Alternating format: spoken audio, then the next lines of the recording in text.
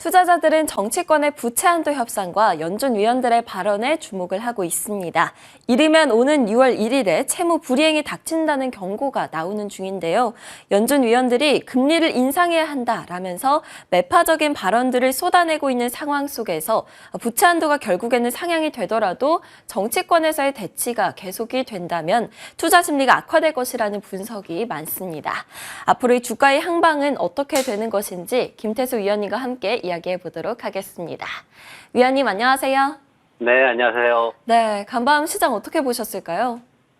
네, 역시 디폴트 얘기가 계속해서 나오고 있습니다. 엑스데이시 6월 1일이다, 뭐 이런 얘기 나오는데, 한쪽에서는 또, 6월 1일은 아닌 것 같고, 6월 7일인 것 같다, 이런 얘기들도 계속해서 나오고 있습니다. 메카시하고 바이든하고 이제 그 격차를 좀 줄이지 못하고 오히려 지난 주말 동안 조금 더 서로가 냉랭해지는 그런 분위기를 보였습니다. 이제 한 30분 뒤에 이제 다시 만나가지고 얘기를 합니다. 거기에서 또 어떤 얘기가 나올지 지켜봐야 되는데, 근데 이제 저는 좀 다른 얘기를 드리고 싶어요. 개인 투자자분들이 지금 다들 이제 부채 한도 이 부분에 집중해가지고 막 있는데, 근데 저는 이제 부채 한도보다는 제가 봤을 때 주식 투자자로서 더 큰 이슈는 뭐냐면은 지금 52주 신고가들이 시장에 넘쳐난다라는 얘기를 꼭 해드리고 싶어요. 왜냐하면 지난 금요일 날 52주 신고가가 70개가 나왔어요. 거기에는 투자회사인 버크셔 해스웨이도 있었고요. 레스토랑인 치폴레도 있었고요. 제약회사인 일라이릴리도 있었고, 항공터빈 회사인 제너럴 일렉트릭, 신용카드 회사인 마스터카드 해가지고 뭐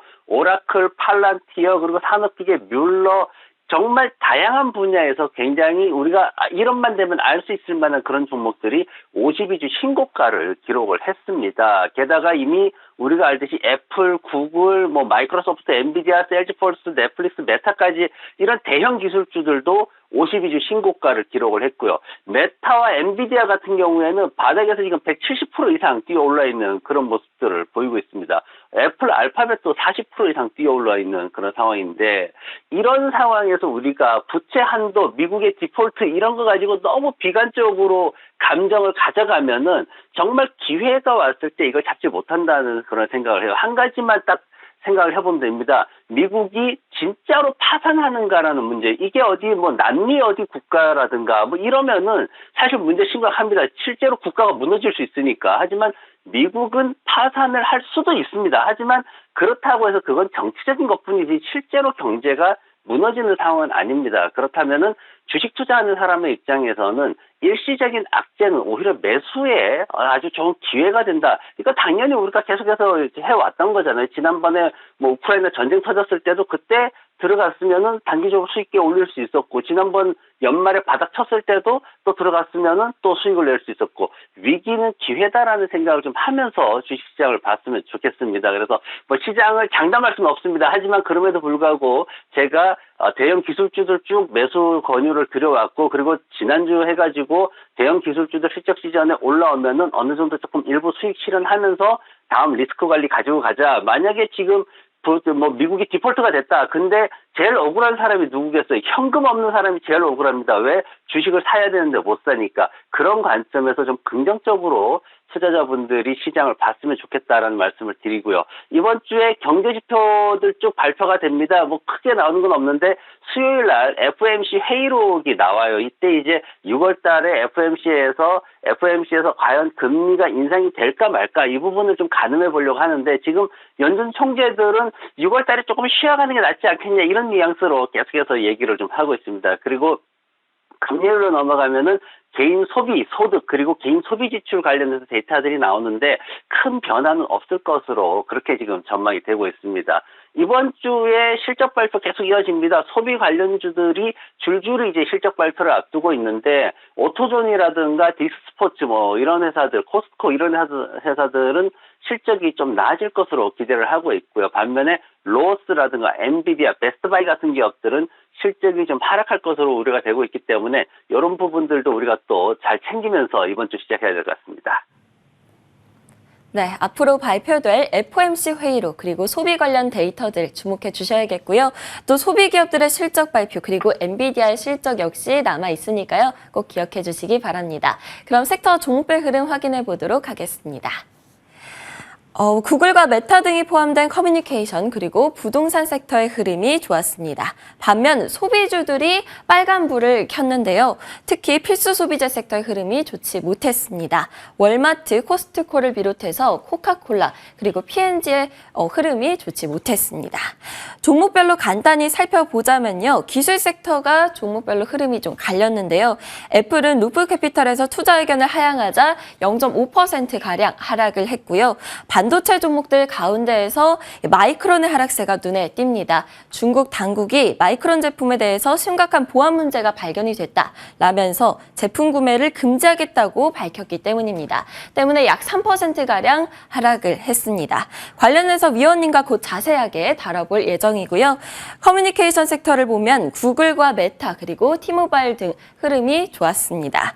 메타 플랫폼즈는 유럽 연합으로부터 역대 최대의 규모죠. 12억 유로의 벌금을 부과받기는 했지만 1% 상승을 했습니다.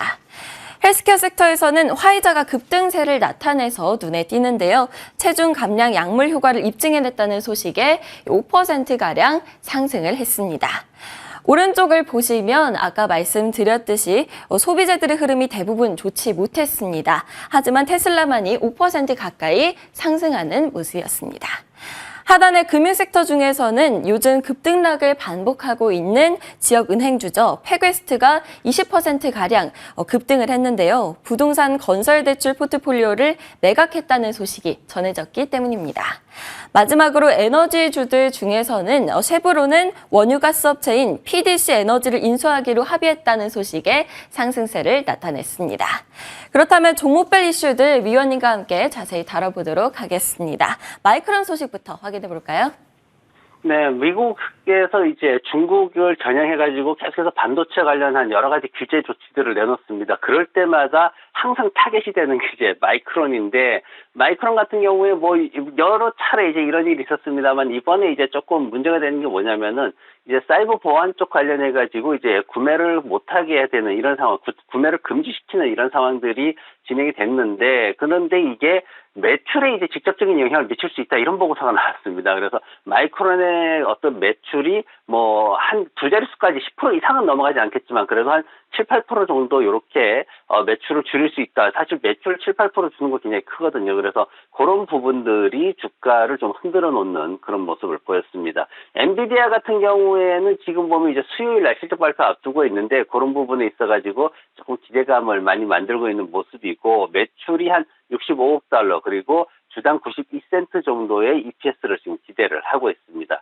지난번에 드래프트킹 이 회사가 이제 UBS에서 목표가를 갖다가 기존의 19달러에서 30달러로 엄청나게 올려버렸습니다. 그러면서 주가가 급등을 했는데, 어떤 온라인 스포츠 베팅이라든가 엔터테인먼트, 이제 스포츠 베팅 쪽이 팬데믹 기간 동안 사실 성장을 많이 하다가 좀 주춤하는 모습이 있었어요. 그러다가 오랜만에 시장이 좀 올라오는 모습을 보였습니다. 그래서 이 회사가 앞으로 2026년도까지 해서 연간 매출 성장이 한 20% 이상 증가할 거다. 이렇게 지금 얘기가 나오면서 주가가 급등하는 모습 보였습니다. 전기차 쪽에서 이슈들이 많았어요. 니오 같은 경우에는 올해 첫 4개월 동안 배송이 2% 정도 늘었다 이러면서 이제 주가가 급등을 하는 모습 보였고, 그리고 리비안 같은 경우에는 사실 올해 5만 대 생산한다 그랬는데 1분기 배송한 거 보니까 사실 그 기대치를 충족시키지 못할 것이다 뭐 이런 얘기들을 했거든요. 근데 지난밤에 보면은 그동안의 어떤 배송 시간, 사실 고객들이 한 1개월에서 최대 4개월까지도 기다려야지만 이 R1T라는 이 회사의 제품을 갖다가 전기차를 받을 수가 있었는데, 이걸 갖다가 그 안 내부 시스템을 갖다 개선을 하면서 14일 정도면은 충분히 받을 수 있다. 이렇게 지금 데이터가 나오면서 리비안도 주가가 상승하는 모습을 보였습니다. 그리고 준비디오가 이제 시간외에서 장 끝나고 나가지고 실적 발표를 했어요. 시간외 거래에서 한 5% 정도 상승을 했는데, 총 매출이 11억 540만 달러 정도로 전년 동기 대비해서 한 3% 정도 증가하는 모습 보였습니다. 그리고 EPS가 37센트 정도 나왔고, 순이익이 규모가 1억 1,360만 달러 정도가 나왔습니다.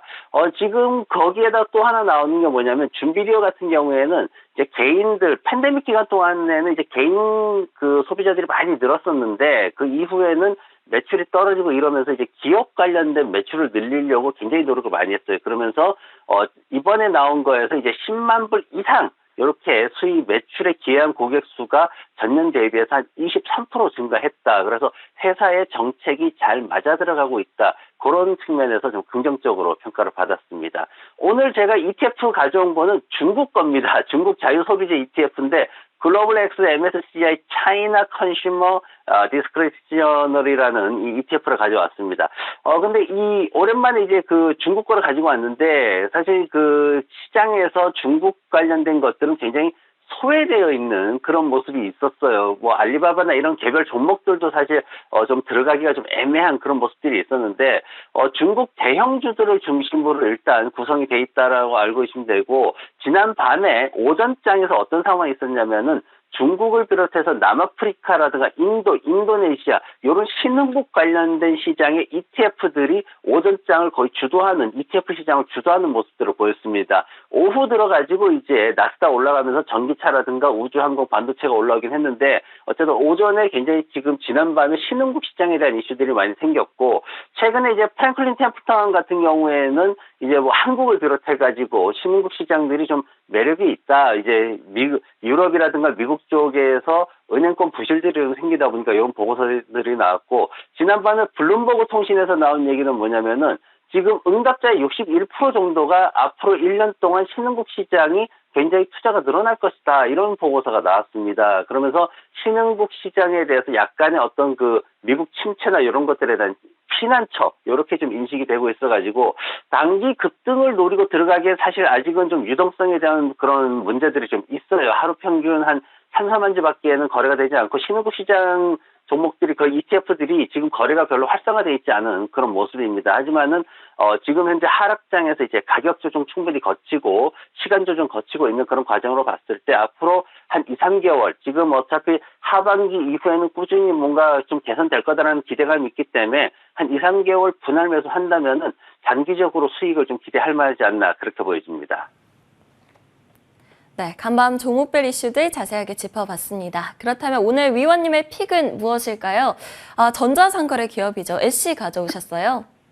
네, SC 가지고 왔습니다. 이 회사가 사실 팬데믹 시작하기 할 때쯤 해가지고 제가 국내에 처음 소개를 해드렸던 종목인데 굉장히 크게 상승을 했었죠. 근데 최근엔 이제 많이 좀 하락하는 모습 보이고 있습니다. 팬데믹 이후에 소비 관련주들이 굉장히 떨어지면서 이 회사도 같이 떨어지는 모습인데 22년도에 이제 주가가 굉장히 높았다가 하락한 게 한 57% 정도 지금 하락해 있고 올해도 한 22% 정도 하락해 있는 그런 모습입니다. 하지만 그럼에도 불구하고 지금 87%의 소비자들이 SC 아니면 딴 데서는 못 구하는 거다 이렇게 지금 얘기를 하고 있는 정도로 굉장히 차별화된 제품을 가지고 있고 그리고 자체 재고가 없어요. 이 회사는. 왜냐하면 처음부터 플랫폼으로 운영됐기 때문에 아마존이 플랫폼으로 진화하지 못했다라는 문제가 갖고 있죠. 그래서 하지만 SC 같은 경우에는 처음부터 플랫폼이었기 때문에 재고가 없다라는 이점이 있습니다. 그리고 현재 밸류에이션 퍼가 지금 시장이 한 26배 정도 되는데 지금 현재 이 회사 21배 정도로 그렇게 또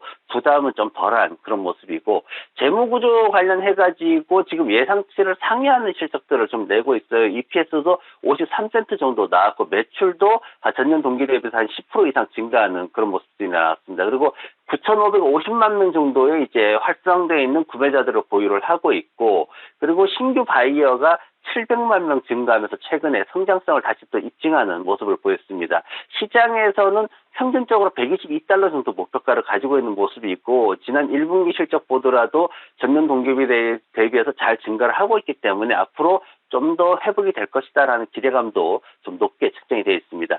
차트 보시면은 아직까지는 하락 추세가 안정되지 못한 상황이에요. 하지만 가격 하락이 이미 충분히 진행된 상황이고 3개월째 하락이 지속된 상황이라서 이 회사 차트 보시면은 3개월 단위로 사이클이 이렇게 돌아가는 걸 볼 수가 있습니다. 그래서 90달러 아래쪽에서 지금 87달러 정도에서 일단 안정되면 가장 좋은데 매수는 87달러 구간에서 이렇게 매수 구간을 잡으시면 적절할 것 같고 2분기 실적 예상치가 6월 중순에 나옵니다. 그럼 그때까지 분할해서 천천히 매수 들어간다 생각하시면 되고 목표가는 1차적으로 100달러 넘어가는 101달러 정도로 보시고 2차적으로는 115달러까지 보셔도 무난할 것 같습니다. 그리고 손절매는 아래쪽에 80달러 수준에서 잡아두시면은 편안하게 투자를 하실 수 있을 것 같습니다. 네, 오늘 위원님의 픽은 애쉬였습니다. 3개월째 하락세를 보이고 있는데요. 안정화 단계로 진입이 된다면 2분기 실적 예상치가 나올 때까지 88달러 아래에서 분할 매수를 해서 목표가 1차 101달러, 2차 115달러 보면서 대응해보자 이야기해 주셨습니다. 지금까지 김태수 위원님과 함께했습니다. 오늘도 좋은 말씀 감사합니다. 네, 고맙습니다.